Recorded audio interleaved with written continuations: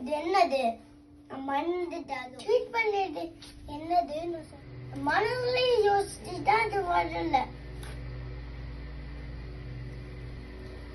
வரி வசூல் செய்யும் உரிமையை சீட் பண்ணது. அப்படி சொல்லக்கூடாது. ஒரு நிமிஷம். உரிமையை செய்யும் உரிமையை செய்யும் உரிமையை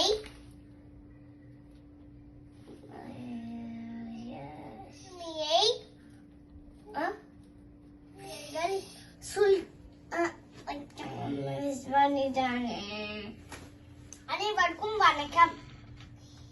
ஆங்கிலேயர்கள் வரி வசூல் செய்ய உரிமையை வந்தார்கள்.